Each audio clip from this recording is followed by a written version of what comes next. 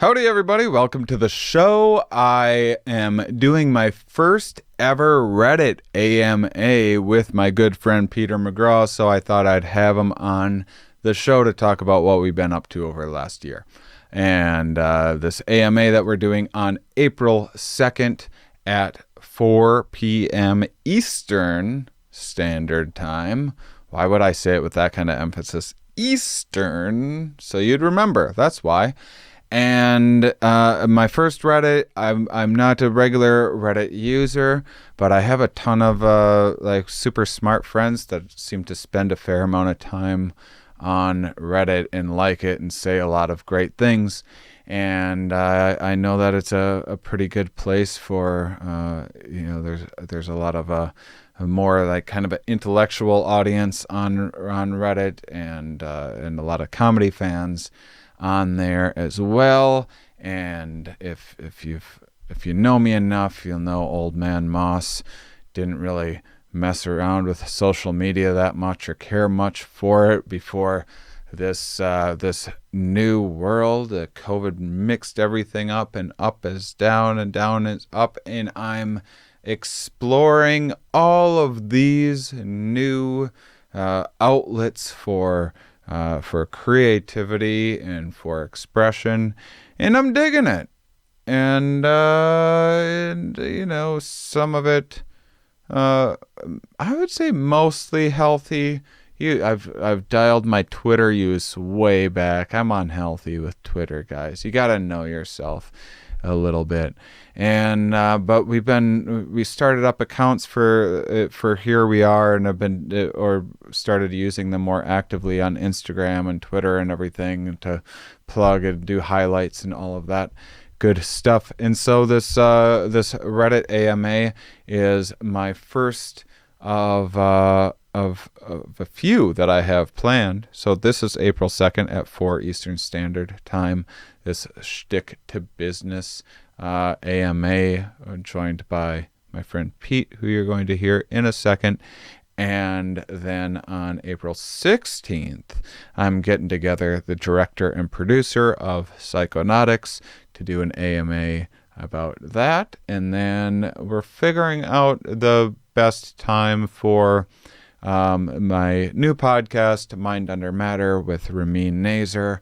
We're probably going to let that's launching April 5th, and we're probably going to let that kind of get some episodes out there and have everything kind of ironed out a little bit, and hopefully get a little bit of traction with it, and maybe do an AMA then, and as well as a bunch of other promotional stuff. So I've been kind of holding out for something to have another little something to push, and this new podcast that I'm doing is a perfect complementary addition to Here We Are.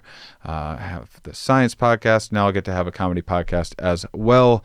And so this is also thanks in part to all of your support on Patreon, where I just did a focus group last week and got some cool tips and advice, and so doing some more stuff on there. So one of the things that came up is sometimes we're having a conversation. The conversation you're going to hear today is pretty light and fun and loose. Good friend of mine, and we don't get super deep into science subjects, but sometimes I'm having a conversation with someone about something like embodied cognition or something, some relatively like complicated and mind-blowing subject, but I've talked about it on the show before. We're just like in a rhythm of talking, and we kind of mention something in passing to get to a bigger point, and maybe go, what was that they just mentioned?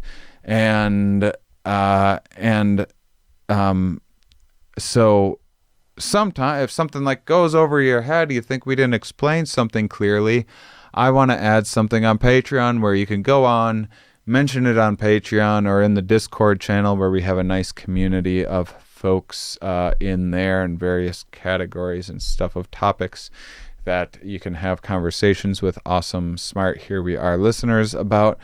And I'll start making some kind of solo videos expanding on on some things that you think maybe were rushed or unclear during these episodes. So if you keep that in mind when watching shows from now on, if you that would be awesome. And just keep on trying to experiment and figure out new ways to add a little more value to adding bonus content and stuff on Patreon, having more community meetups, been having a bunch of Zooms with Patreon people and board game nights and stuff, and it's been super fun, actually.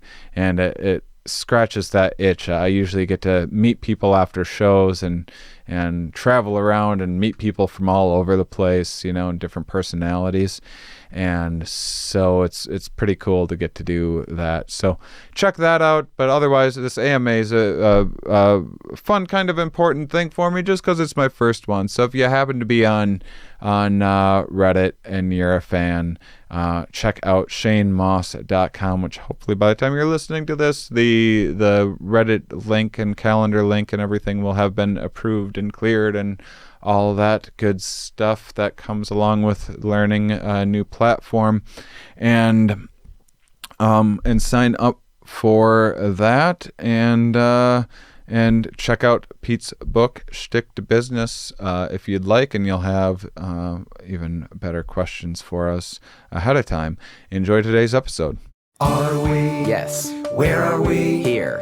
Why are we here? Not entirely clear. We are misfits thrust into existence by random chance, with no hints at all as to how we're supposed to make sense of it all. It's immensely bizarre. Here we are. Hello, everybody, and welcome to the Here We Are podcast. That's my new intro voice that I'm trying out to introduce my very good, one of my bestest buddies in the whole wide world, a return guest, Peter McGraw. I was about to give you an intro, and then I was like, what is he anymore? I'm too many things now. You're so many things. Yeah. But so the audience, any of you Here We Are-ers, we never came up with a name. Pete was one of the first guests way back then. We were friends even before this. And I would have introduced him to you as a business professor who had gotten into humor research, and that's how we met. I was at the same kind of time I was getting into trying to integrate science into comedy and reaching out to academics and stuff. We kind of got paired together, and he had a book called The Humor Code that had some really interesting ideas about comedy. One of the most important ones is this idea of the benign violation theory, where things are either too benign or too much of a violation to be funny. And that sweet spot right in the middle is what you're trying to hit with a given joke. And that's the gist of it. We talk a bunch about that in the very first episode, I'm sure. And he's been on multiple times since the last time he was on was about a year ago. It was right toward the start of the pandemic. It was in April, and he and I had just finished a project. It's his project, but he brought me along for the ride as well. He wrote a book called Shtick to Business: What the Masters of Comedy Can Teach You About Breaking Rules, Being Fearless, and Building a Serious Career. So this is a book that, if you listen back, we kind of discuss not how to be funny, but taking lessons from what comedians have to do, business lessons that we have to do in terms of, say, being in a writing room and workshopping jokes. What makes the mechanics that make a joke work can be applied to marketing techniques, or in innovating new products, or just seeing the world through a different lens, that alien anthropologist kind of lens that we often talk about on the show. And he released it on April 1st. Of course, he planned all that. Pete at the time was quite the planner, planned all that. April 1st, the world falls apart right before all of that. And I was like, me and a few others were like, I don't know about a book release right now, Pete. You might be competing with people's attention a little bit. Released it anyway. It's an awesome book. I'm super proud to be a part of it. I have a little shtick in each chapter where I share a little personal anecdote from my career that has to do with, say, one of the business lessons. You should absolutely check that out.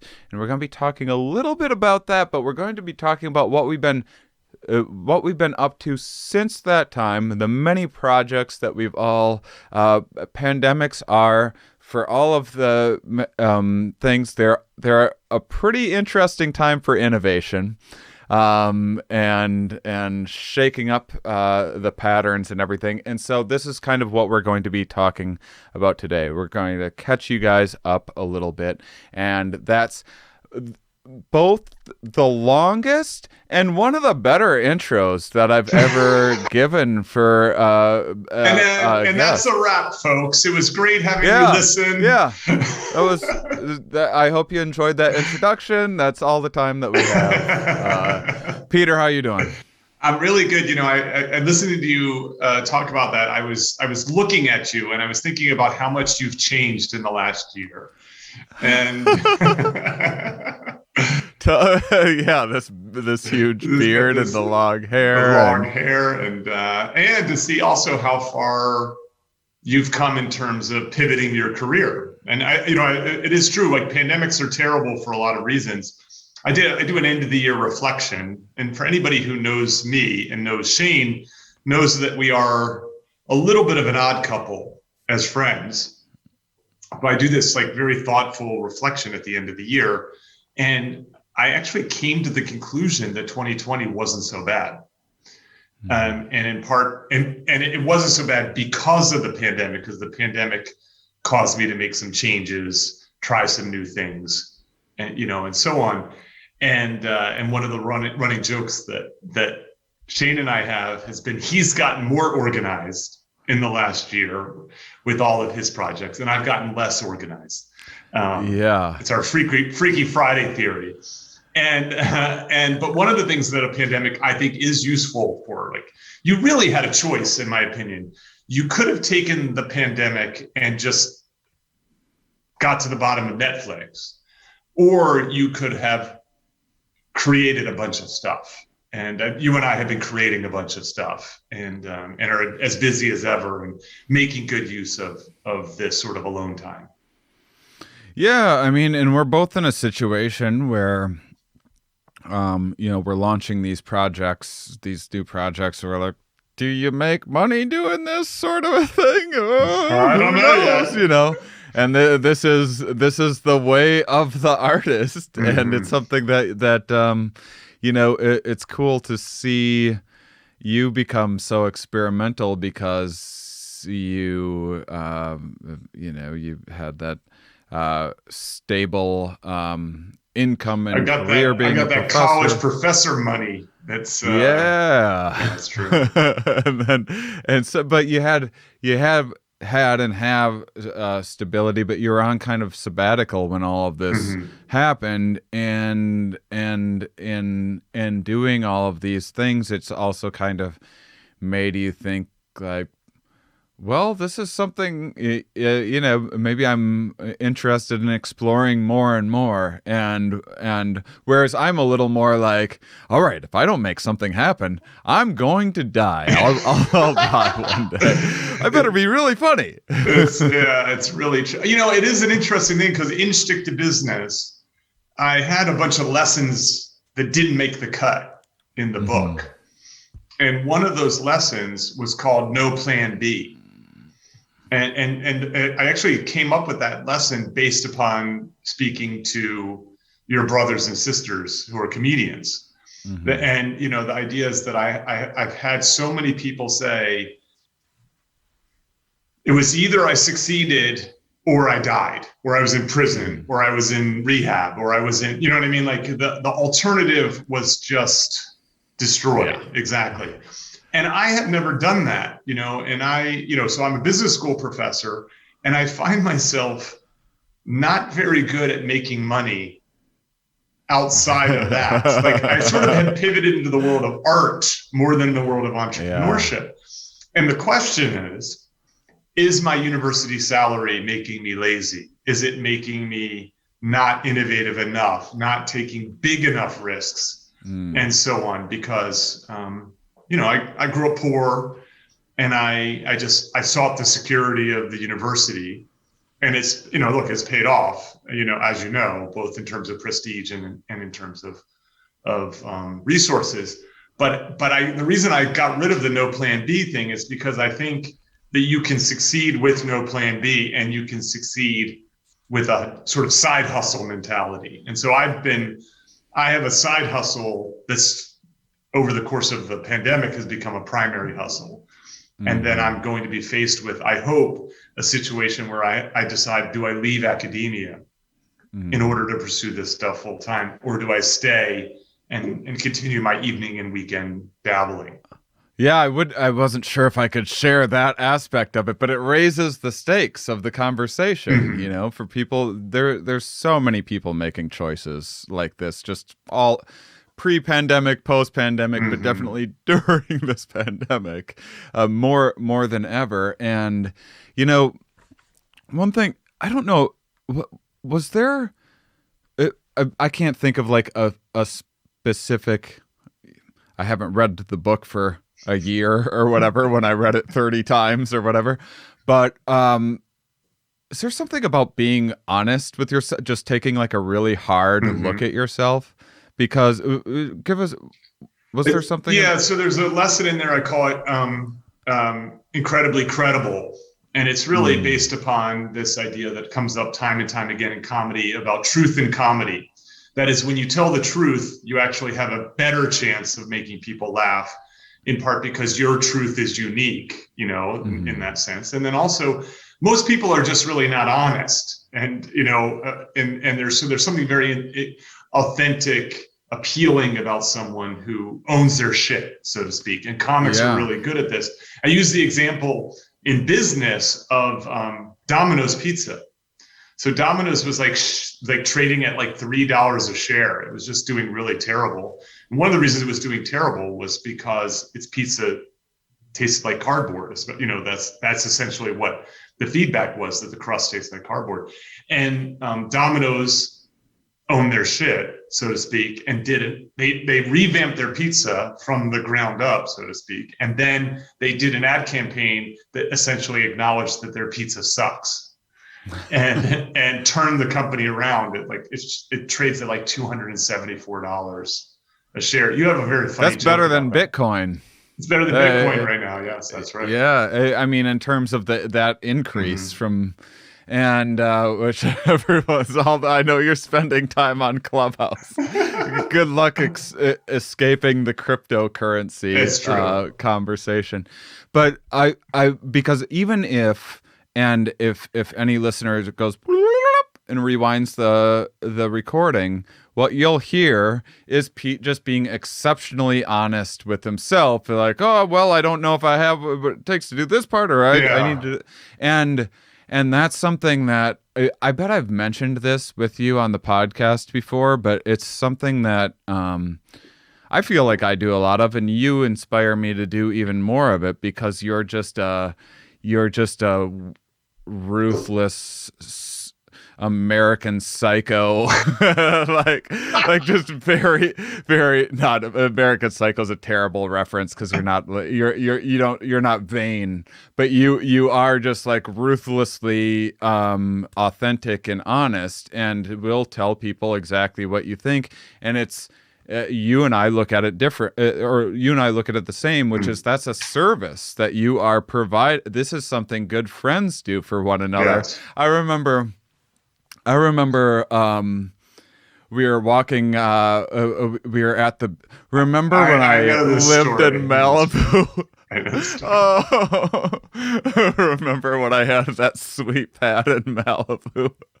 And we go. You visit and come and stay in the extra bedroom one week, and we go for some like beach exercises. So we're walking along the beach one day, and Pete looks at me and he's like, you know, there's something I need to tell you, and it's it's you know, this is something friends do for one another. This is just I'm like, oh my God, what is like?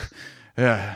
By the way, mind you, at this time, Shane has suffered from various addictions, some mental health issues, bad relationships.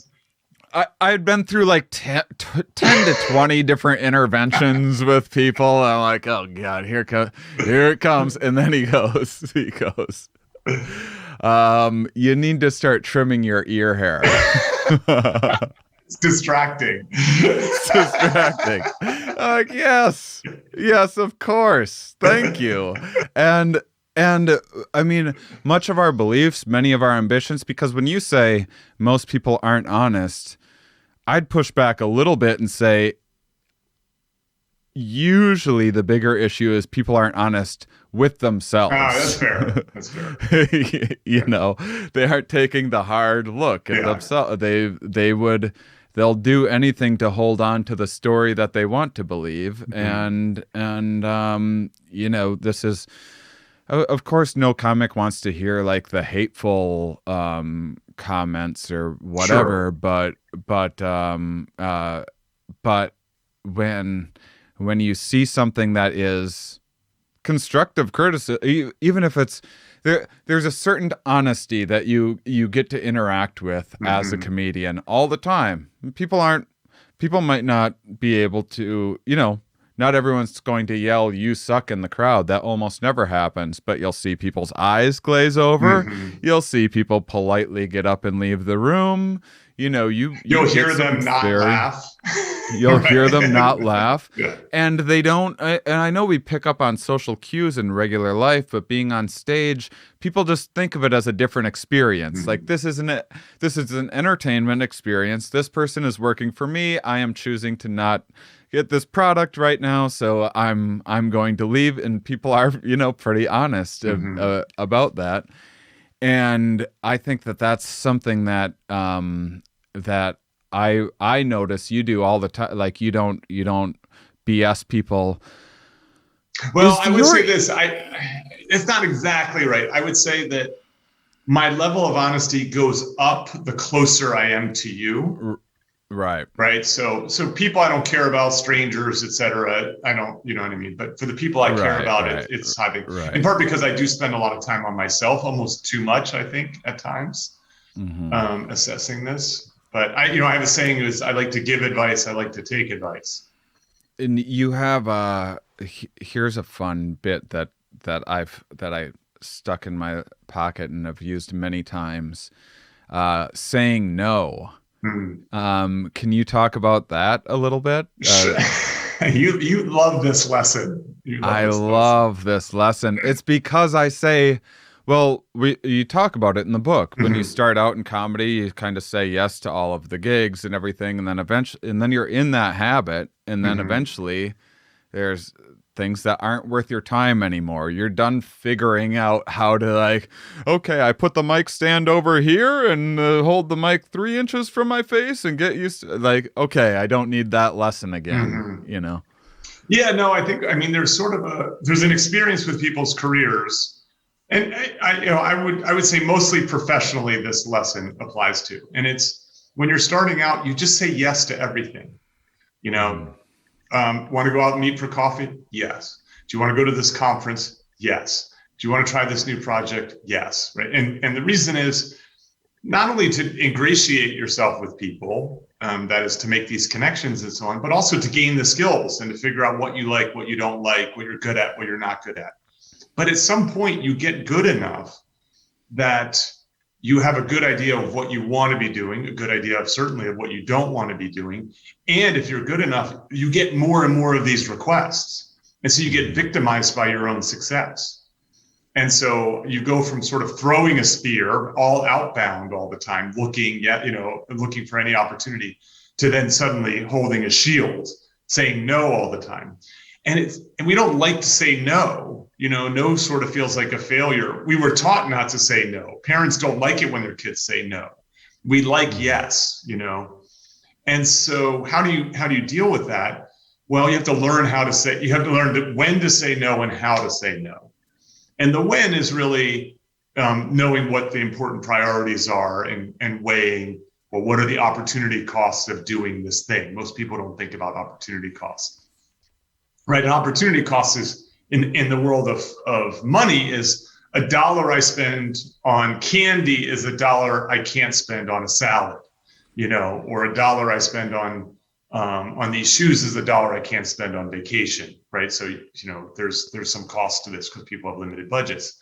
There's opportunity costs of our time, and that's time is even more precious than money for many people, at least for those of us who are lucky enough to have it.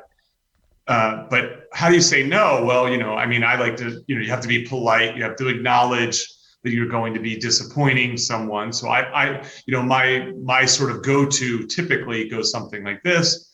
Oh, I really appreciate you thinking of me, and this is super flattering. Unfortunately, I'm not able to do this, kind of thing. Now, sometimes I'll put a little cherry on this, which just changes the entire conversation. And I say, I'm spending all of my free time working on a secret project. I don't. You thought I was after the secret project line. I don't use that. I love that you use that, right. But yeah, I use the secret project line because I have a secret project. Of course, we all should have a secret project. Yeah. And what happens is the person will congratulate you on the secret project and wish you well. Yeah. But what part did you like? You like the unfortunate, unable to do this? Without apologizing. Yes, without apologizing. Never apologize for saying no. Yeah. I always say, "Oh, sorry, I can't." And when I read that, I was like, "What? Why am I? Geez, I would really like to. Why am I doing that?" Yeah. And it just like it streamlines your life a lot, and you don't need to. I think people know the score, or anyone worth working with, knows the score a little bit, and this is. The feeling bad saying no to things and the apologizing for saying no to things is something that I haven't missed at all. I've been using that quite a bit over the last 18 months or so, and since I first read it in one of the first drafts, and boy, that right there is everyone's going to pull their own little gems out of a book like this, but that was the one for me. I'll add one thing, and this is why you should not say sorry for saying no. You should not apologize for saying no, and the reason is you should only say sorry. You should only apologize when you've done something wrong. Right. You have not done anything wrong by saying no. Now, you want to acknowledge that you've disappointed the person, right? And so don't invite the critique that you are doing something wrong by saying, I'm sorry, I'm unable to do it. That's why I just say, unfortunately, or I hate to be the bearer of bad news, but I can't accommodate this. And this is not like a huge section of that's the funniest thing. There's all these great things, but it was like all of the hashing out that we did and writing the book and going through all the big philosophical ideas about things, and then it's that one. Sometimes it's just that tiny little gem that you're like, oh, I'm gonna hold on to that one. Can I say something? There's this guy Naval. He's an angel investor. He's turned into a little bit of a philosopher. You can find him on Twitter and Clubhouse and all this kind of stuff. He's a little bit of. Oh yeah. Oh, never mind. I was thinking of someone else. Oh yeah. So Naval talks about the power of reading books, and I'm a big reader. Shane is a big reader. We always have piles of books, and we're constantly. Not in the pandemic, but yeah. But in general, in general. Yeah, general. And he says, you should never, if you think you want to read a book, you should buy it. Like the investment in a book, maybe you paid $10 for a book, but let's be honest, most books are underwhelming. Most books should be a PowerPoint deck or a pamphlet or a series of tweets. That's fine. But one book can change your life, right? One book could turn into what would have been a $100,000 investment. And so in that way, don't get cheap when it comes to that kind of knowledge. And so I'm a big believer in reading for that very reason. And when I say this is not me trying to make my listeners like feel guilty, because I know what it's like being like, you should read more, and then you go, I should read more. I never. Right. This is me talking to myself, because I haven't been reading much. I haven't been reading books. I've been reading way more papers than I ever have. And reading like is reading. There's something about holding the book in the hand and getting all fair. I agree with that. But regardless, it's the active, and even that, I'm not reading that many papers or whatever. It's less reading than I've done in years. But the point is I've been watching more TV than I ever have. Okay. I'm like spending time with my folks and stuff, and it's a way that we could relate a little more and everything. And this is like a precious bit of time that I'll get to spend with them. And so, and it was the winter phase of the pandemic, so I found myself on the couch a bit more. But I was thinking about the active versus passive leisure stuff, and just you can sit and passively take something in, even if you're watching, say, like a TED Talk or something like that. And I mean, even like listening to this podcast, which you're going to get a million gems out of course. But we're already halfway there. There's something about physically reading the ideas that you go, I mean, it's just a totally different experience. And it's were you talking about this or someone else? The act of writing? Yeah. What is that a conversation we were having? It's in the book. Yeah, it's in the book. It's about, I have a chapter about writing and about the value of writing by hand. Yeah. That I think is important.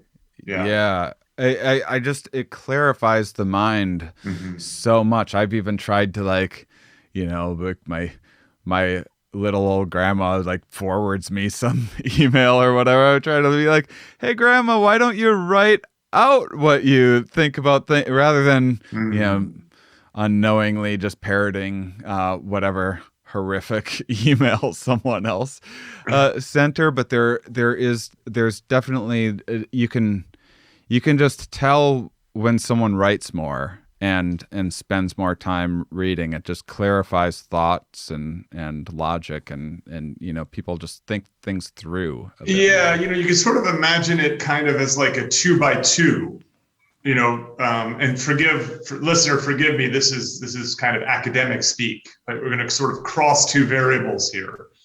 So there is a create and versus consume. One, right? So consuming is listening to a podcast or watching TV or reading a book. Creating is making something, making a podcast, writing a book, something like that. Creating an improv scene. And then you cross that with fast and slow. And so when you think about it, right? So fast consumption is you've got this podcast on 1.5. You're listening to it, but it's coming in really quickly. Slow consumption is you're reading the book, you're, a piece of poetry, you're taking your time, you're thinking it through, you're pausing, and so on. And then the creating fast, it could be like an improv scene, like boom, boom, boom, you riffing with an audience kind of thing. Or you could be creating slow, which is writing a joke. And so all four of those boxes have a place in life. My argument is we, you, me, everyone probably consumes more than we should. That comes at a cost of creating. And we probably move too fast. So what I want to do is push people into the quadrant that's slow creation. And so, slow creation can be really powerful. And it's also where you really produce big ideas, I think. They all complement each other, and we all need them in different ways and at different times. But slow creation, slow consumption, I'm a big fan of.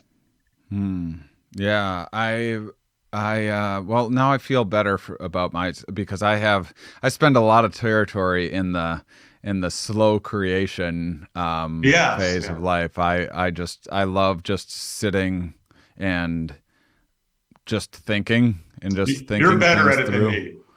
Better than me. And I mean, I can spend all day, and I think it's because so many people have it in their head that that's like doing nothing.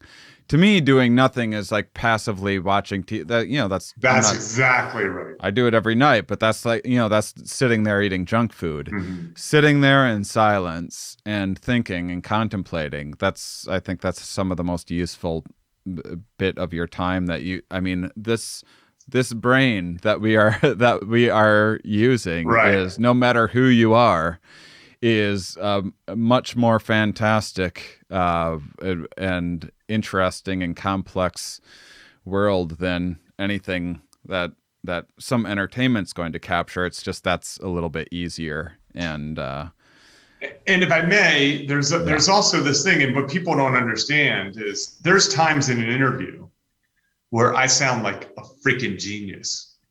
You know what I mean? And people go, well, how did he do that?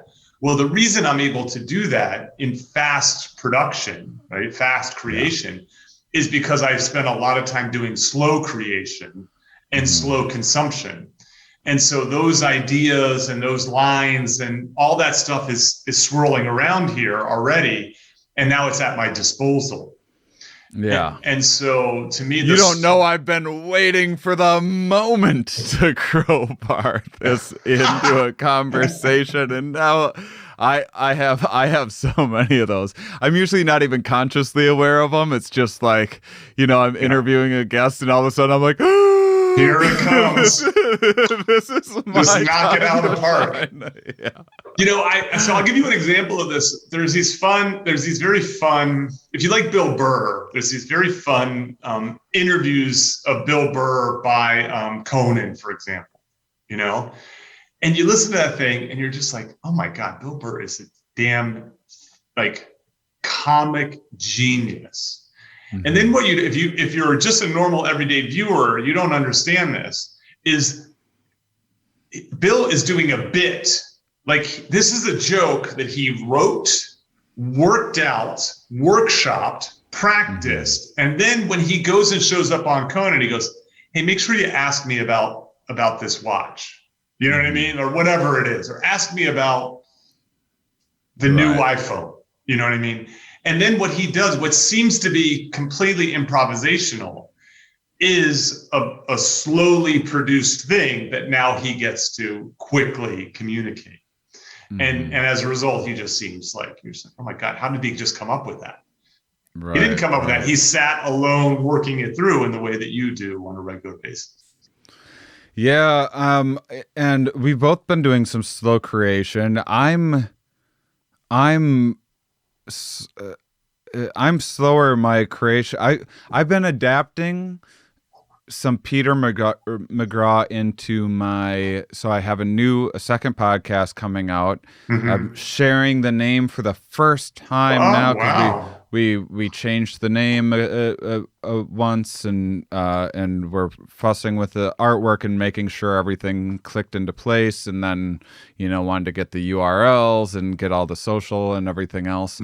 But it's called Mind Under Matter, and it's with my good friend Ramin Nazer, who I've met before. I've shared a green room. I shared a stage with him for Stand Up Science.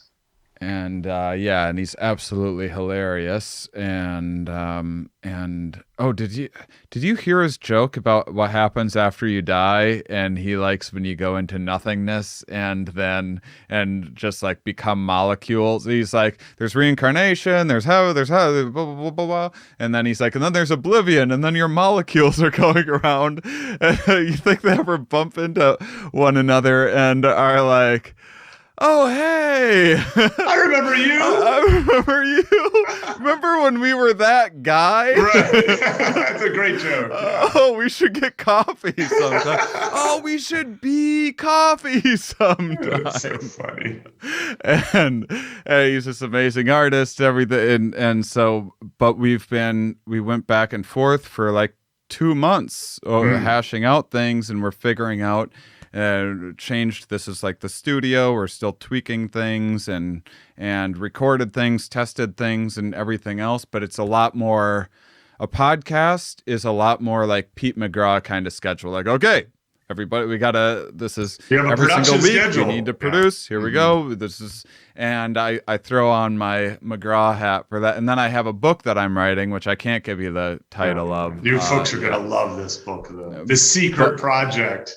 The secret project Yes. that I'm doing, that I've been excited about for like 9 months, and I put it aside to get the podcast up and going, but it's come along quite a ways, and that is definitely the slow creation of just like, yeah, we'll see, like, but I just have I'm a big believer in planting seeds constantly and just trusting in your subconscious to just do a lot of the work for you in terms of thinking of those great lines, in terms of those little the problem solving and everything else, just kind of starting each day like, okay, here's what we were working on, here's this, maybe here's an idea, and then just set it aside, move on with your day, and then wait for those insights to percolate, hopefully. Yeah, and so it's so amazing. I made the Freaky Friday comment earlier, which people probably don't quite understand. But as Shane has becoming sort of more responsible and a little more ritualized and a little more task oriented, I've become a little less so to speak. This is what we've been building towards for a very long time. We both knew that we both had should probably come a little bit toward one another. Yeah, it's true. There's like a superhero that's like a mix of the two of us, Yeah. So I have been actually, I was just talking about this beforehand. I've been experimenting a little bit with my sleep schedule. I'm all out of whack. Like I've been going to bed much later than I would normally, kind of thing. And in part because I've been experimenting. So in the past year, I've experimented a little bit with psilocybin. So Shane introduced me to psychedelics, and I've been using them on my own here and there for those kind of big insights. Most recently on election day, I haven't tripped in a year. I can't believe you've done more. Amazing! I had never used psychedelics before I met Shane. And then I've been experimenting with cannabis, and so and I mean a little bit recreationally for fun, but also for creative endeavors. So for example, past 9 o'clock at night, I'm not getting any work done unless I'm on like a really tight deadline. I'm getting close to going to bed by 9, kind of thing. But I might get high and crack open my computer or grab a tablet and start writing out ideas. I've written one-pagers under the influence, so to speak. I've had brand new ideas. And, it's one of those things, like, I think when you get drunk, you have ideas. And if you write them down the next day, you look at them and you go, that's crap. But I will look at this idea. I'm like, oh my God, that's brilliant. And I know I would not have come up with the idea if I hadn't put myself in that state of mind.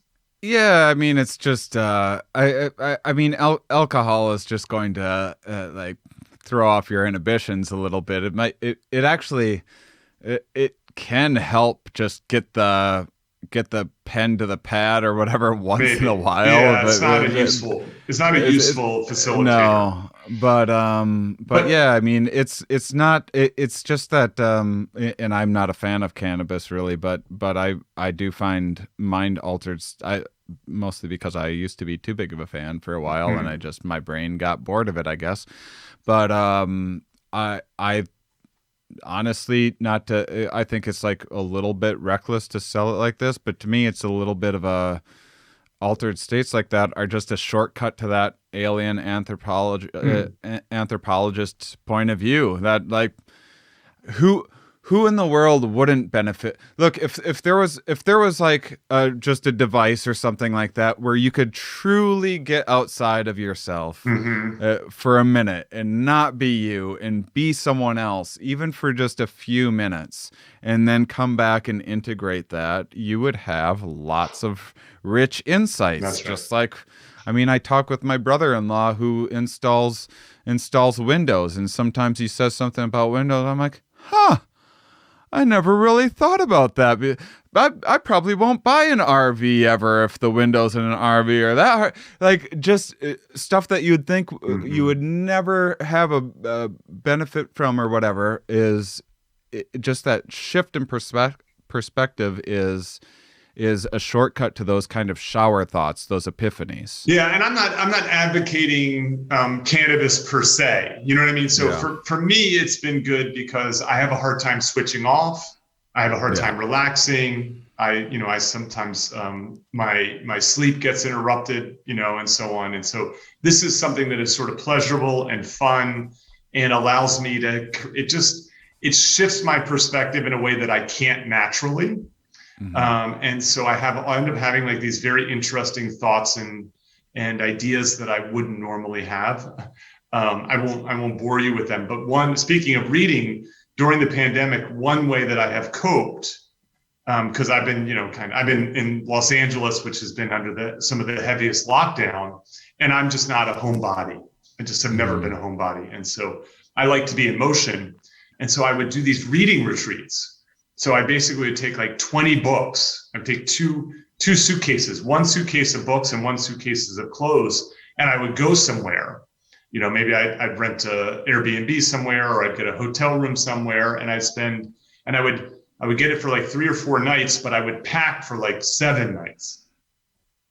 And then I would just show up and I would just shut off the electronics, and I would read and take notes and read and take notes and take a nap and read and take notes and so on.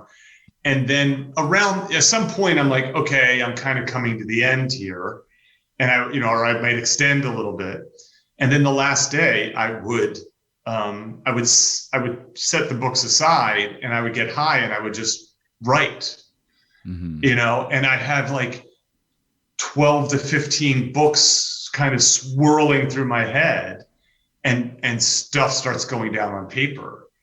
In a way that I probably, without that little different, I like this alien anthropologist idea, that different perspective that,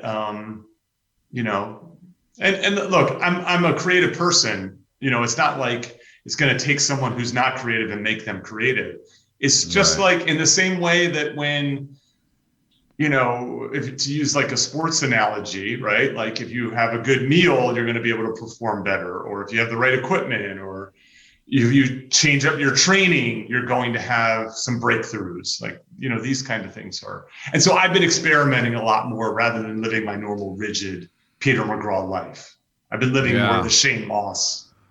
I've been doing more Peter McGraw. I will say that I've realized much of it was just like, oh my God, I was just on the road for 15 years, and it's just, of course, everything was, and I was, a couple days ago, I spent like 12 hours straight just checking off like 30-minute long tasks, just one after another. And I always take breaks for naps and stuff. My superpower, I can sleep anytime, and I can take a nap very easily and wake back up very easily, and I just sleep when I'm tired, and I wake up when I wake up, and that is a superpower. It is. I had a team meeting for Mind Under Matter before this, and then I texted you and I was like, hey, could we do 30 minutes late? Would you mind? Because I was just like, I'll just take a 20-minute nap quick, and then refreshed, ready to go, asking perfect questions, just being an amazing podcast host, nailing intros, the longest and best intro in podcasting history. Wait, we got off track about mind under matter because Yeah. Yeah. So what? So, well, no, I mean, so I thought it might be fun just to, so those are a couple things that I'm working on, but I've also in the year, I mean, before the pandemic, I wasn't active on social media, and I've, for better or worse, experimented a bunch with getting back on. And one of the big surprises was Instagram. Was like, oh, what a great place to put little highlights, clips from, this for people scrolling through and get a few new listeners, and to be able to have some fun highlights and add video. And this is speaking of like a paradigm shift and how simple they can be, where it's like, you don't have to be a genius to have an insight like this. You just need the opportunity to see something slightly differently. And for me, because I was early to the podcast game or whatever, I would tell my grandkids I was one of the first ones to have one of these. Well, yeah, because comics are early adopters. Yeah. Yeah. And so audio only, and people start doing video podcasts, and I'm out on social media, and I'm like, why in the world? Why would someone watch a podcast? Why would someone watch a 90-minute conversation when like Game of Thrones and everything is on TV?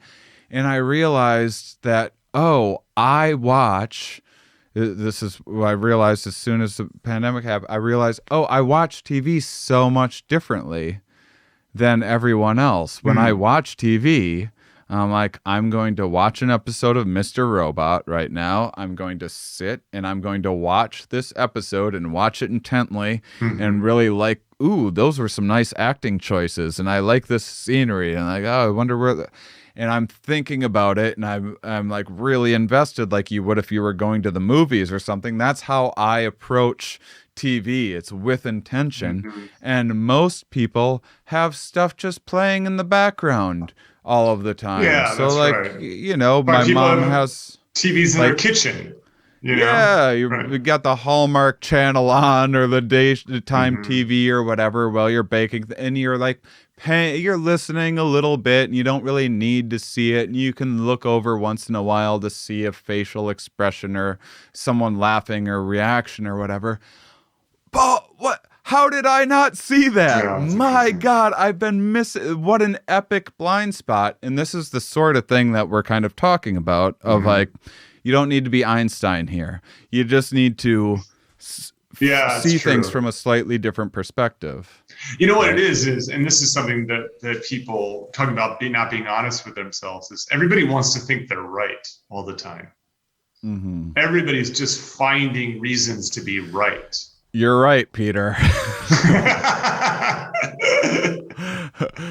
Yeah. Well played. I mean, it's true. We talk so much about motivational reasoning. That's right. and confirmation bias, and yeah. I mean, so you started off with the benign violation theory. So this is a theory I co-created with Caleb Warren.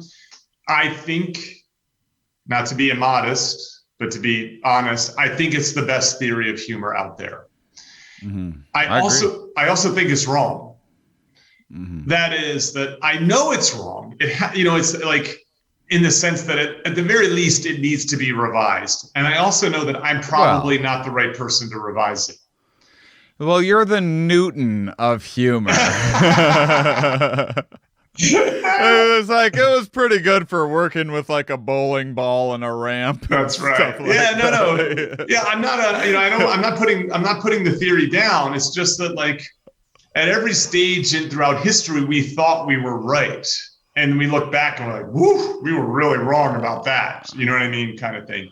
And so, so what I mean is that what we, I think it's like, fat was bad and sugar was good. Now sugar is bad and fat is good. Like, these things change regularly. So we should be very careful about believing that anything that we believe right now at this moment is right in the long run.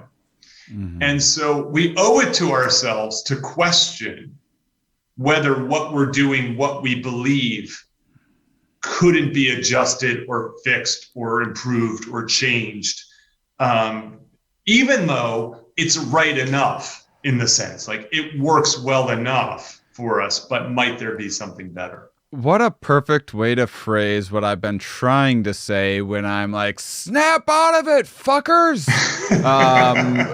But the way that you phrased it, so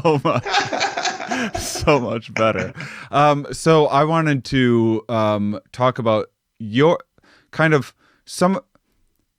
you had started some of these things just before the pandemic, but some of this has been a catalyst for, it's accelerated the growth of certain things. And then there are completely novel things like solo, it's accelerated and then, but there's also things like Clubhouse or something like that. That's this brand new novel thing that's happened. And then you've made, you've toyed around with career choices and stuff like that. So I thought maybe sharing what we've kind of both been through, like I've kind of already summed up the things that I threw a lot of spaghetti against the wall, and I've shared the things that kind of stuck, and actually just, little habits, taking better care of myself, yoga, stuff like that.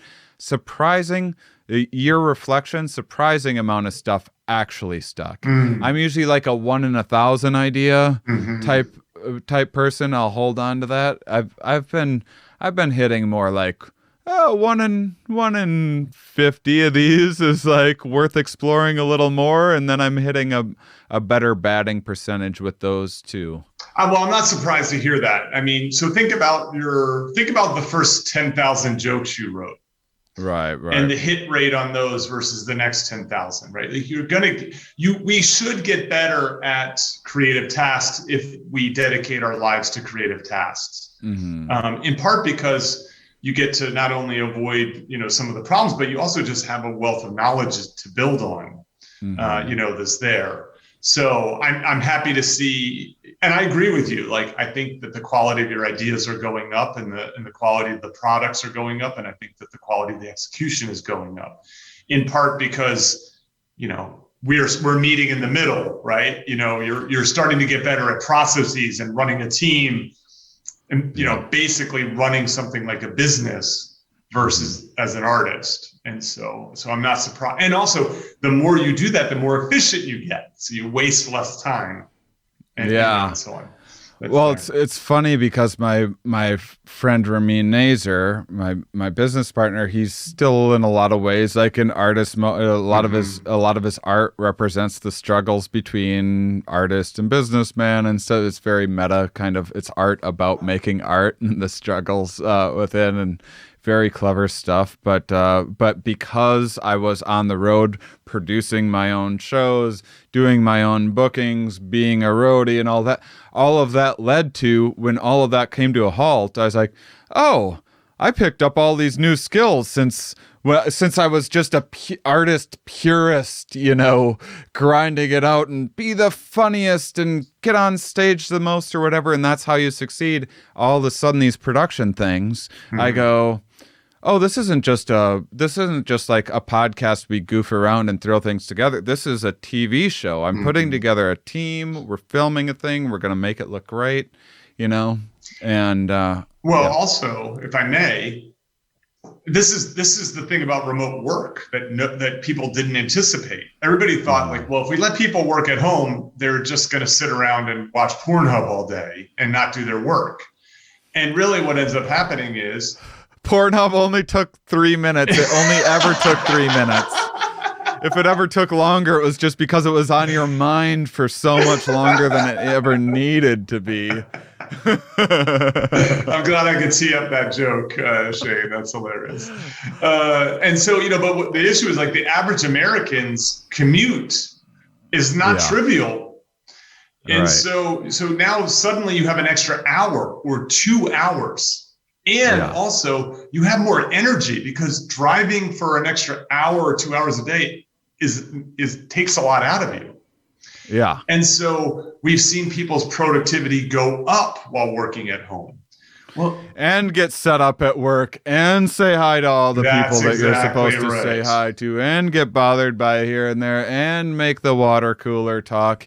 and drive to the thing for lunch and drive back and all of that. That's hours. And so now you go from being a road comic to living at home. Every hour that you were driving, what is now an hour that you could be doing something else with. And so I miss the driving because that's actually great for my mind, but the 2 hours setting up the show, the 2 hours after the show, that's 4 hours of just behind this. This isn't the creative process. This is rolling up chords, stuff like that. That's right. And so why, and you're getting to, the thing that's holding you back, obviously, is you don't have enough capital to hire everyone you would want to hire. Someone should be rolling up your chords now, right? Like, the ideal thing, right? Like, if you're the Edge, of U2, right? You're one of the world's greatest guitarists. You've got 20 guitars to choose from for a show. You have a full-time guitar guy. Yeah. All he does is make sure those guitars are perfectly tuned, ready to go, in the right place. And if you're the Edge, you get to sit in the green room, have a cup of tea, and they're like, all right, you're on in 1 minute, and you just go, all right, you just walk out there and you get to be the Edge. You're not tuning these things and cleaning them and doing all this kind of stuff. And so it allows him to be even better at something that he's already the best at. And so I think people, and I don't know about you, but the pandemic, it's trite to say, but it should be causing people to think twice about their lives, because it's disruptive. It gets you, because you have a choice. Do you go back to the life that you had before in every single way that it was? And if that's going to feel right and be perfect for you, by all means, but this is a chance to make that kind of change. And so, again, it's trite to say, but if this doesn't remind you that you only have one life and that life can be unpredictable and savage, that's what it is. Least amount of depression I've ever had in an entire year's time. It's the least depressed I've ever been for a full year. The least depressive episode and everything that I've ever had in my life. And it's because of a few things. One is that, like, oh, I'm glad you guys finally see now. Like, this is how I've thought life is this whole time. Like, you were just sitting on a recliner. You didn't realize the recliner was on a tightrope. Yeah, you had no idea. And there's that. But then I just love this is why I like psychedelics and why I haven't had any real desire to do a psychedelic, because the shifting around of perceptions that comes with this, I can have this experience just sitting in the same room, not traveling and going to a bunch of different places. Right. I can sit and be like, wow, what's going on out there today? Yeah. Amazing. Like, tragic, ending. But it's never ending. And I think that I think that there's going to be a lot of winners coming out of this. And I was fortunate enough to early on, I got right with myself and I was in a privileged position of getting to talk with epidemiologists and stuff, and being like, oh, okay, so this isn't another few weeks sort of situation. Yeah. All right. I'm not a stand-up comedian. I'm something else, and I'm figuring out what that is. I'm taking those skills and applying them to something else. I'll be a stand-up comedian again one day, but right now, forget that. I'm not doing virtual shows and like, here's a little quarantine compromise, any of that kind of stuff. So what have you kind of been up to over the last year? Well, okay, before I do this, I want to say this, is that Shane saved me from getting COVID. So first of all, I wasn't, I'm an optimist. Anybody who's ever heard, like, pays attention to me knows how optimistic I am about things. And I'm optimistic because, like, I'm living a life that I ought not to be living. Like, I just put my mind to it and I was able to do it, to succeed and to do it. And so then I'm like, well, so that's emboldened me. I'm like, all right, well, what else can I do? You know what I mean? Like, yeah. And Shane sometimes, though, as a more pessimistic fellow, can be a nice balance to that. But I got like basically sick of being locked home and not being able to travel, and I'm like understandable. Fuck it, I'm going to Mexico City. I've always wanted to go to Mexico City. It's more open. I just want to be able to sit in a cafe and read a book and just live a little bit of a normal life. And the day before I was going to arrive, I had a phone call with Shane, and Shane says to me, he says, I don't know, I don't know. And he said, what we don't know about COVID is the long-term effects, right, on your brain and your lungs and your heart. There's enough evidence that suggests that, some non-trivial amount of people have these long-haul problems kind of thing. You and I can't have mild brain fog. I have no room to lose IQ points. We're not cranking out widgets in a factory. Yeah. I can't take a 10-point IQ hit. I'm a different person. No way. I can't do what I like to do. And so I have two things going for me. I've got my height and my brain. And so, and the brain's at much more risk, And so I canceled the trip, actually, because I am a reasonable, rational person. And it was a strong argument. Like, why chance it? Can't you just power through and get through this? The vaccine's coming and so on. Canceled the trip. The two people I was going to see in Mexico City both got COVID, which means that who knows exactly, but, chances are I would have gotten COVID and had it in Mexico City. And so, Shane's connection into the world of science, paying attention, and the fact that he's a good friend. We started off at the onset talking about how friends are honest with each other. I did an episode of my podcast recently on Nietzsche, and Friedrich Nietzsche. This may be surprising to people, was a big believer in friends. He believed that friends make us better people. And the reason is twofold, is that one, it's actually threefold. One is our friends care about us. They want us to be better people. The second one is that our friends have insights that we may not have. They may even have insights about who we are that we may not have. Again, because as we talked about earlier, people aren't always honest with themselves. And your friends can see you more honestly. And then the last one is friends are sort of, these are my words, not Nietzsche's words, they're optimally distant, right? They're close enough to you that they know you, but they're far enough away from you that they're not so entwined that they can't see. It's part of the reason why, Shane is such a good friend, because he wants me to be better. He has these insights, and we don't spend all of our time together. We talk a lot on the phone. We get this, pre-pandemic spend time together when we were in the same city and stuff. And so this is it really, when you say it like that, it really is, we have an optimal proximity relationship. We do. We're not roommates. We don't talk every day. I could not stand you as a roommate. Oh my God. I would be fine with you as a roommate. but yeah. But I also don't want any roommates. So it's not about you either. Yeah, no, I know. I don't get super I don't take living situations too terribly seriously, so I'm a little more loosey goosey. But we keep up.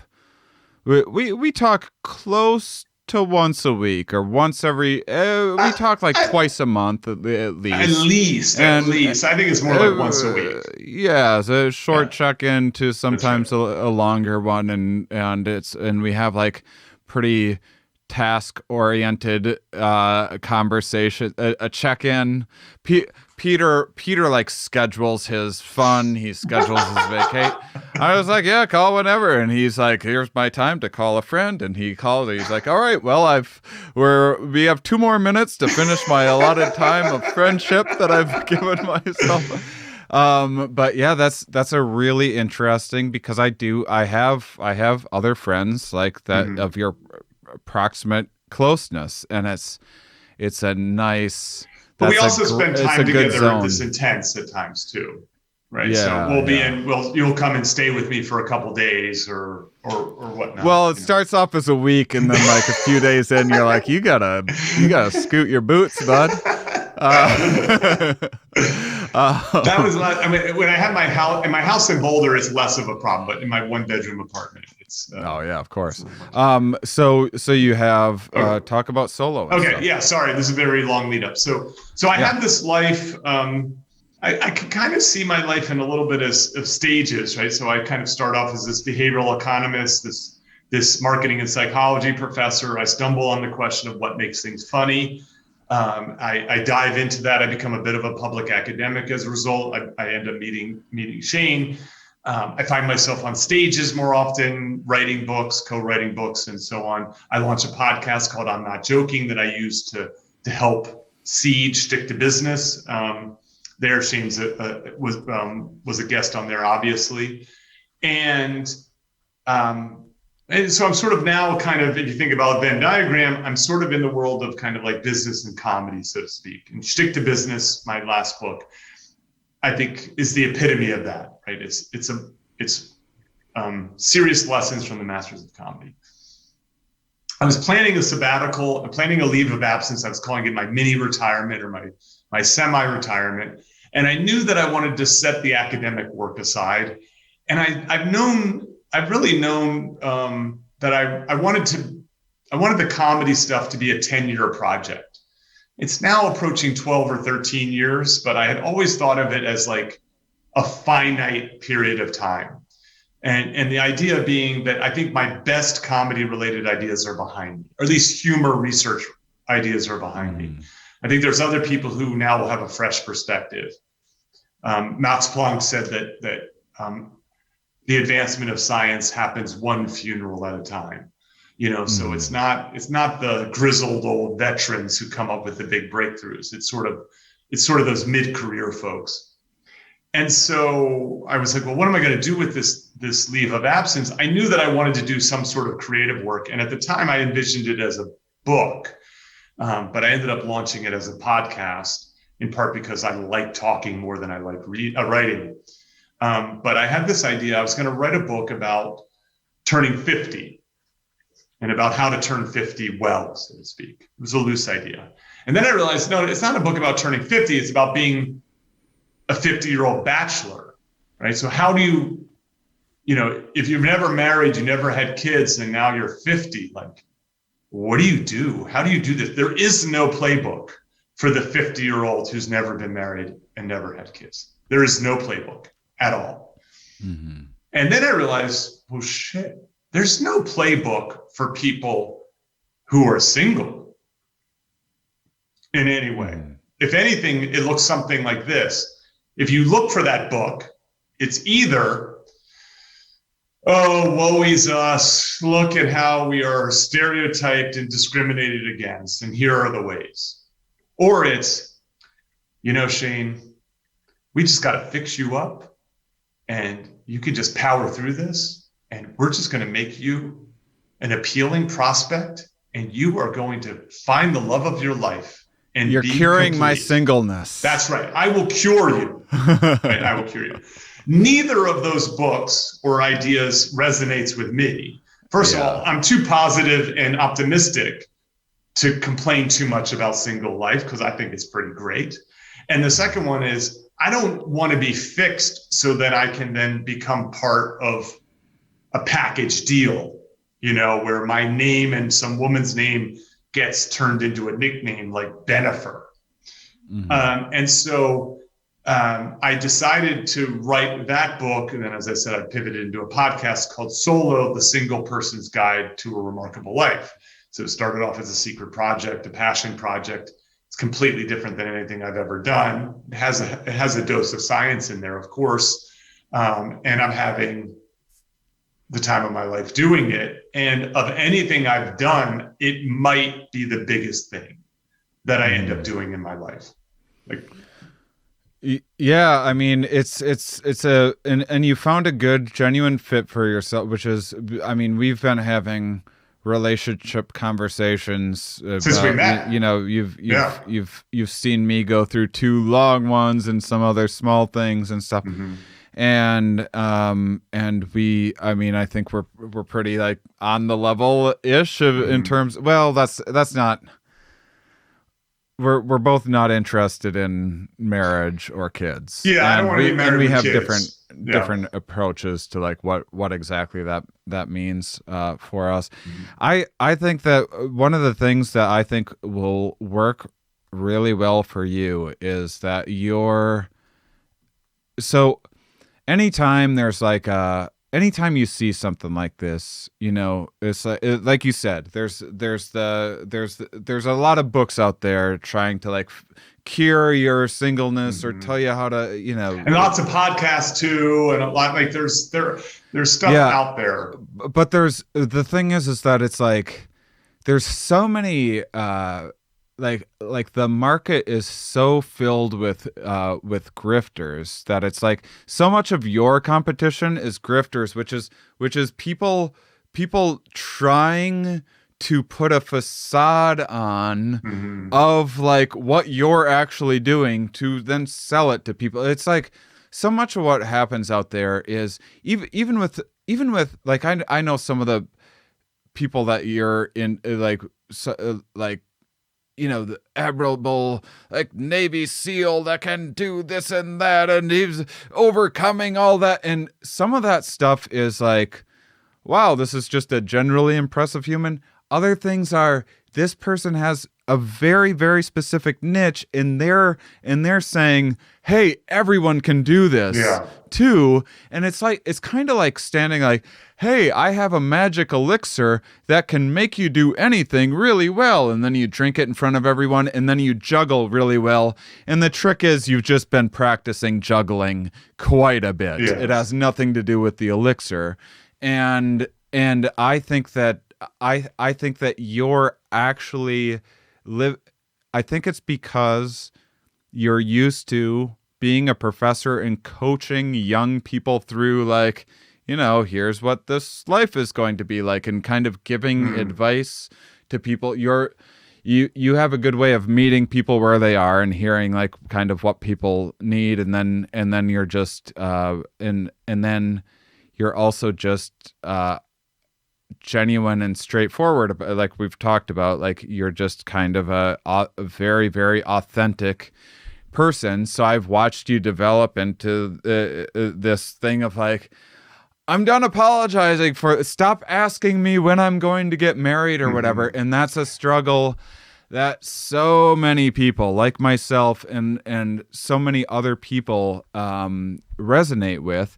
And so when you hear the reason why you do so well on Clubhouse is because people on Clubhouse are trying to pretend like they sound like you. Like you just are, you just have, you're very fluid in talking about cognitive biases and psychology concepts and stuff like that actually are applicable to these things that we need to hear about. And so many people are like, so many people look at life as like this pyramid scheme, of like, I get the most pyramid scheme thing you've ever done is academia. Yes, that's absolutely right. Huge pyramid scheme. Yes. Yeah. And all of everything you've done from that is kind of deviating from that. There's lessons in Shtick to Business about this, which is creating a chasm. And from researching humor, which is like, humor, this is a serious college. That's right. Yes. We don't research joking here. No, yeah, that's true. It's like anything that I've done so far that feels a little bit out of bounds because the mainstream folks think it's silly or frivolous or they have a blind spot about it has paid off. I would say that. But the solo stuff is easy. It's kind of easy for me to be good at it, in part because I've been training my whole life for it. And then also I have a very clear picture of who my audience is, right? And so you can appreciate this as a comic. Like, exactly the best audience member for stand-up science and who the best audience member for a good trip is. right? And there's some overlap between the two, but there's not perfect overlap. Right. And so I know who the perfect solo audience member is, and he or she, by the way, it's mostly she, is not being well served at the moment. Like I have people who email me and said, I'm so happy I found your podcast. And for people who don't exactly understand what the podcast is I basically bring on board remarkable singles or experts to help people live their single lives better. So it seeks to destigmatize single living, to celebrate the opportunities that single people have on the planet, to expose them to unconventional ideas and inspire them to do things with the time, the energy, the resources that they have being single, not raising a kid, not putting all of their eggs into one basket, and so on. And I have people email me and say, I listen to your podcast and I shout hallelujah or amen at the things that I hear. And the reason is that person feels like they're out on an island. They don't know anyone who thinks like that. And yet there are lots and lots of people in the world who do. And so the podcast is putting out a message that resonates with them. They're learning a language. They're learning ways to think about these kinds of things. They're being inspired by these remarkable singles that I profile. And the reason that the Clubhouse stuff is sticking, and for those of you who don't know what Clubhouse is, it's just like this new hot social media app. It's real-time conversations. So no video, no text, no images. It's conversation. It's like a chat room, so to speak, but vocally. Mm-hmm. One advantage I've had in Clubhouse was I was early, and that's just dumb luck. You know what I mean? Mm-hmm. So if I showed up at Clubhouse a year from now, I would struggle to find my footing, but I was early enough there. And I have a friend, Darwin, who got me on the app. He says, Pete, you're a 10 on Clubhouse. Mm-hmm. Like I'm like a 5 on every other social media site, but I'm like a 10 on Clubhouse because I have a good voice. I'm basically a professional talker. Yeah. Right. So I podcast, I give speeches, I teach. Running a room on Clubhouse is like running an MBA case, and I can run the shit out of an MBA case, you know? And then the last thing is I'm noticeably older than the average person on Clubhouse. It skews young, 20s and 30s. And I can talk about 5 topics eloquently. Mm-hmm. Like there are people who know me on Clubhouse who don't even know that I do humor research. Like they don't even know I'm a behavioral economist. They know me from all the solo stuff. And what I did was I launched 3 clubs. I launched a club for singles called Solo. I launched a solo travel club, and I launched a solo entrepreneurs club. And so I have this sort of brand, and I'm all those things, and I can run a room, and I can curate moderators and so on. I know I sound like a dick, but I'm good at this.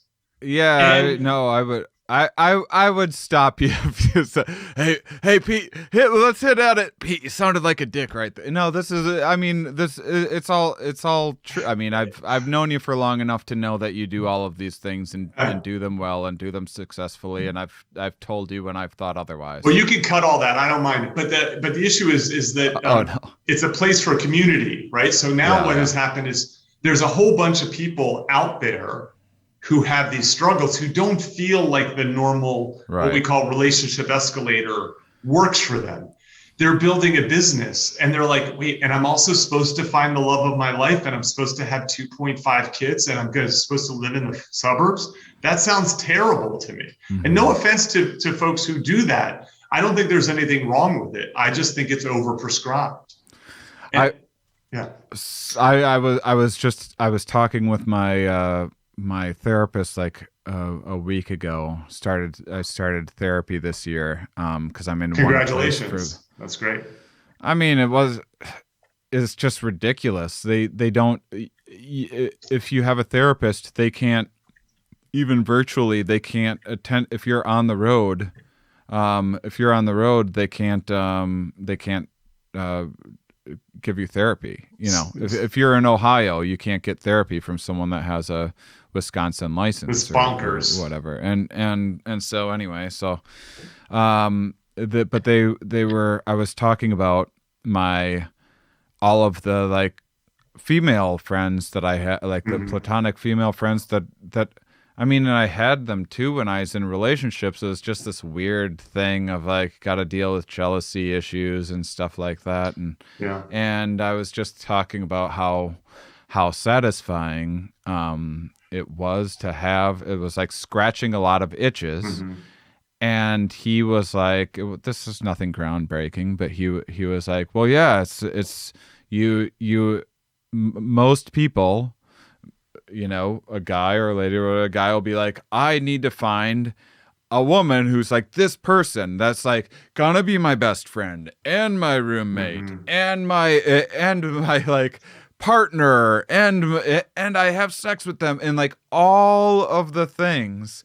And it's just all of the things. Is such a ridiculous, and I think the reason why this is taking off for you now. I mean, first it was a good project when you started, and you were new before the pandemic. Maybe it'd be doing even better right now. But I mean, it's funny that a solo that could be confused for. I'm sure when some people first click on it, they might confuse it for like a dating thing or something like that. They might, yeah. They quickly find out it's not about dating and relationships per se. Yeah. But to have something in that realm-ish during a pandemic do well, I think it's because, like we said earlier, this is like this big reset and everyone's reassessing things. And this might be that real chance to get rid of the overly prescribed leave it to beaver lifestyle, which was never a thing. It was a thing that was made up for television. It wasn't even that then. It was this fake produced while they were still awkwardly figuring out how TV went, you know? And it was like this caricature of all, and God, the damage I think that's done so many people in raise in this weird bar, this weird expectation that people are supposed to have. And I think that it's, you know, obviously you'll be the first one to say, go and pursue the leave it to beaver thing. If that's what you're after, you'll find someone out there that's also after the leave it to beaver thing. But for the many of us who don't want to subscribe to that, this is a great. I'll give you an example. You've alluded to this in your conversation just now. Is when it comes to what we call the relationship escalator, this commonly accepted relationship that's given special status. You know exactly what it looks like. You know, dating, define the relationship, sex, marriage, kids, happily ever after, or at least ever after. Is that jealousy is not a bug, it's a feature of the relationship. Jealousy is important to the relationship because what it does is it gets people to behave in a particular kind of way. I should not have this. I should not go on hikes with my attractive female friend, even though she can help me talk through these issues, or even though my partner's not good at doing X. My partner doesn't like hiking. I'm supposed to forego hiking or hike with my guy friends, but not, you know, and so in many ways you just miss out on life because you're trying to avoid jealousy. Yeah. And so now what if you took a relationship, whatever that may be, and you turned it and made it anti-jealous? And now the people in my life, I'm happy when I'm not able to meet their need and they're able to find it from someone else because they're being elevated as a result of that. That's a radical notion, but that is fundamental to me, to solo living, for example. And so I think that there's starting to be an emergence of people who just question the status quo. The evidence about the mythology around marriage and children is becoming more and more clear. I'll say this for your listeners. There is zero evidence that getting married makes you happy. Absolutely zero evidence of it. And by the way, you'll never be able to find evidence for it because you're never going to be able to randomly assign people to marriages. And so all the existing data says no advantage. And it's doubtful that data is wrong. Sarah. And I'll get off my solo soapbox right now. I love that. That's we can get off both of our soapboxes because we should wrap up. Okay. But this went exactly as I was hoping it would, and this is awesome that we got to plug all of our stuff and hash it's out. an hour-long average. I will say this. You talked about this earlier, and then I will let you wrap. I'm really bad at promoting things. Yeah. I know the value of it. And so I love doing these podcasts because it doesn't feel like I'm promoting something. It's just having a conversation. But yeah, but with podcasting, it's like, people are listening and it's like, what rabbit hole? There's a zillion choices out there. And so it's giving people a little bit of a sample into like, oh, that sounds like something I'd be interested in exploring more. I can guarantee you this, Shane. At this moment, there's a small group of your listeners who's like, oh, I should check this podcast out. This sounds really cool. Right? Yeah. Right. They should check out the series on Friends. They should check out the series on unconventional relationships.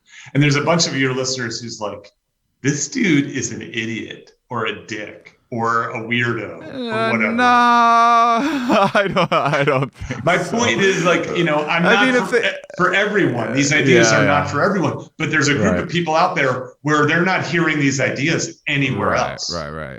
Oh, I know. I just think quite highly of my listeners, and I think that they're just a little brighter than the average bulbs, and so I have no doubt. I expect them to get it.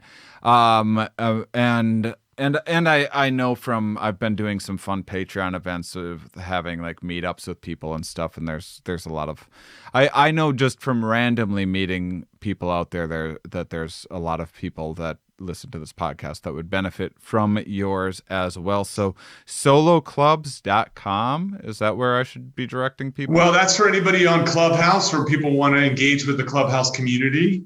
Okay. Yes, absolutely. And then everything else, all things solo, you can find on petermcgraw.org and anywhere podcasts are found.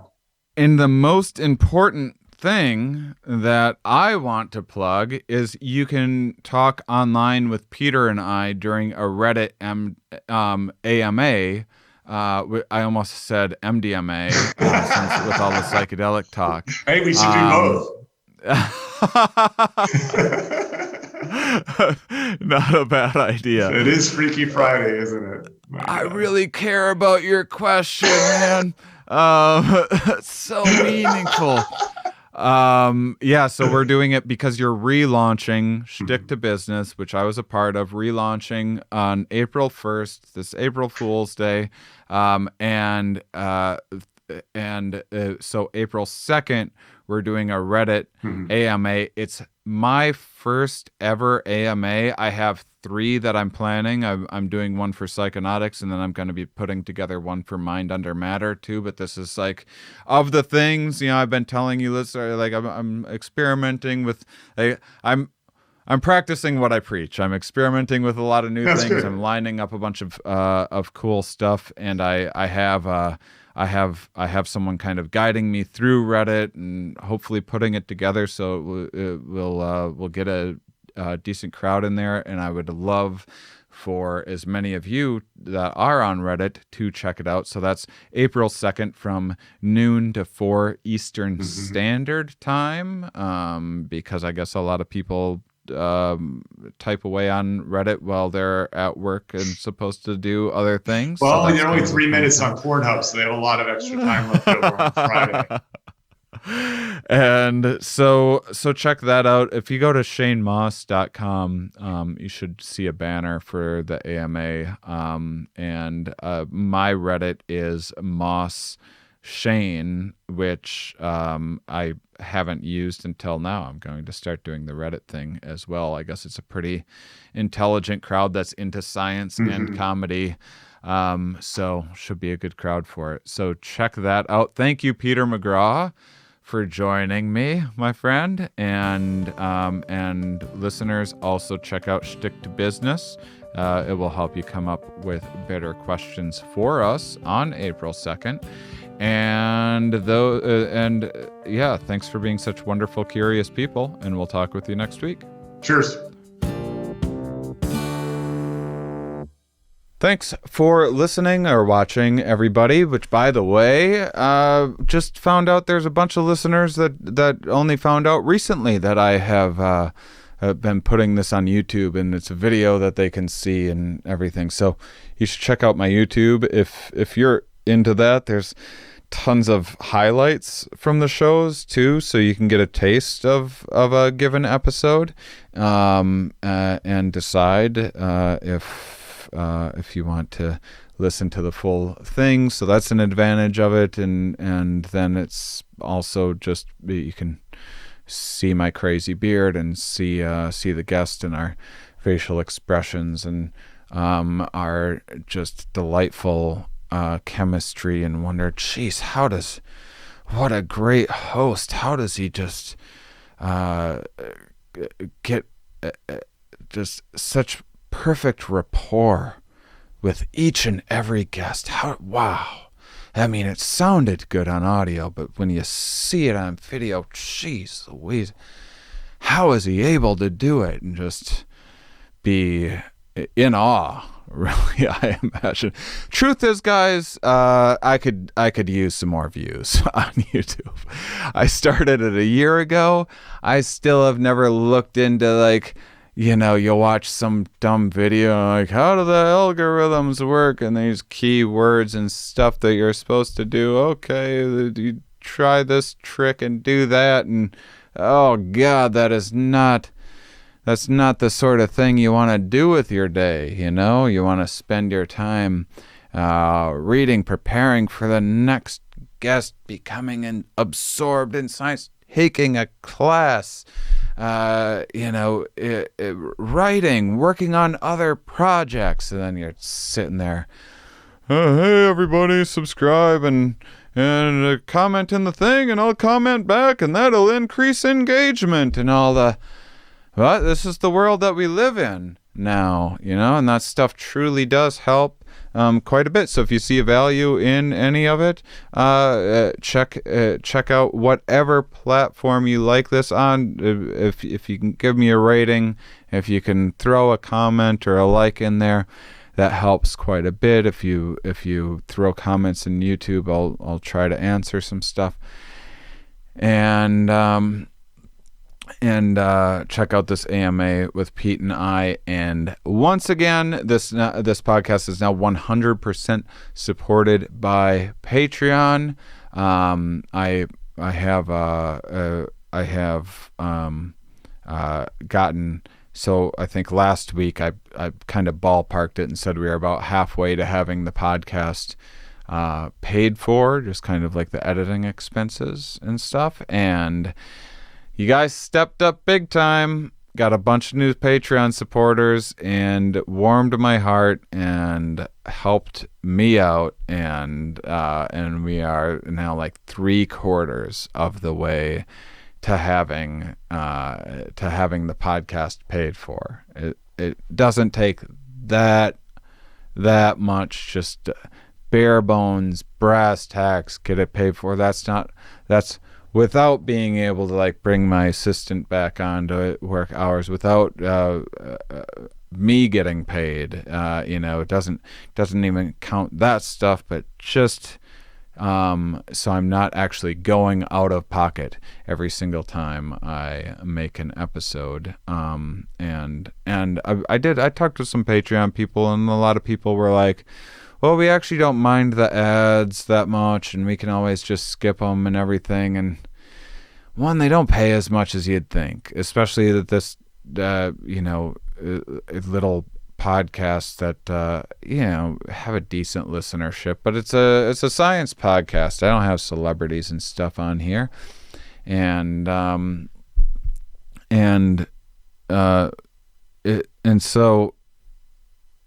people do need to buy this stuff for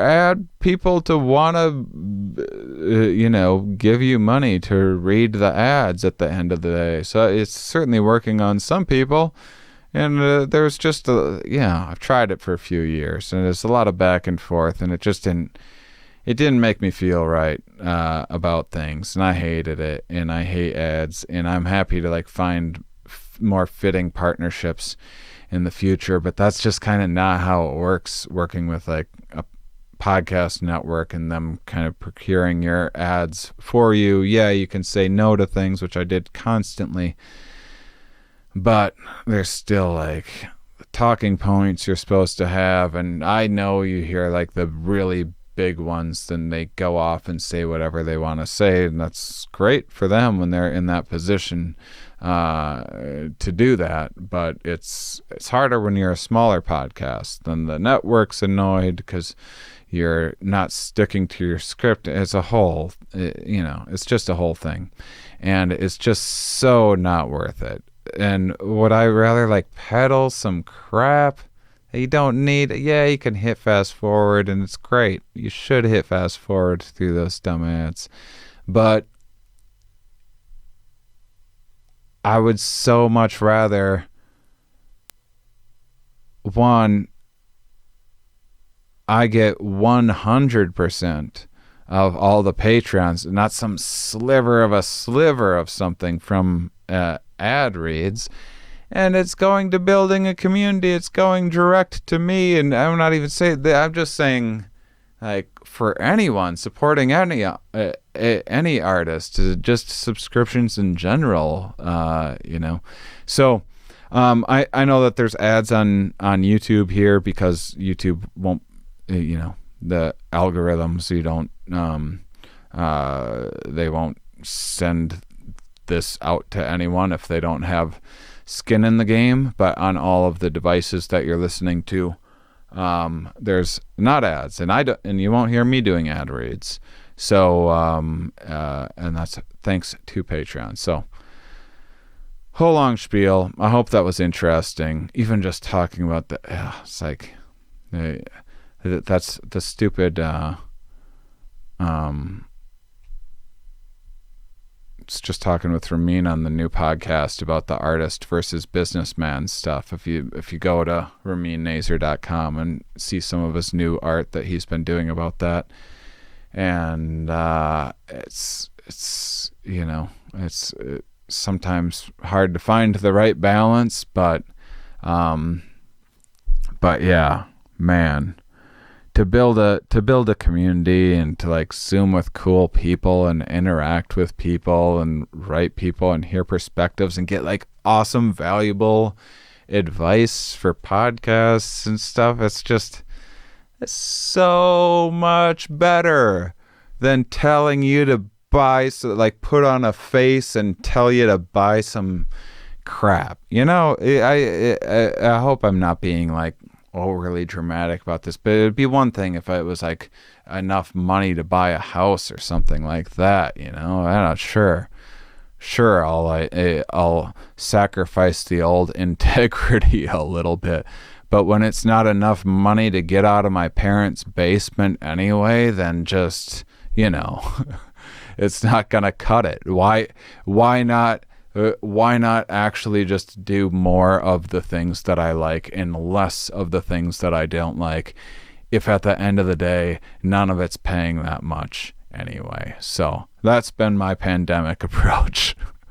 And I think it's going to pay off big time in the future, because I think that I am setting things up for myself and doing exciting projects and building a community and cool stuff that I care about. So that's what I'm vibing with, guys, and just thought I'd share some thoughts that came out of that. Thanks to anyone that joined Patreon and joined the group. It was nice getting to talk with some people. And those of you that listen all the way to the end, you are, of course, my favorites.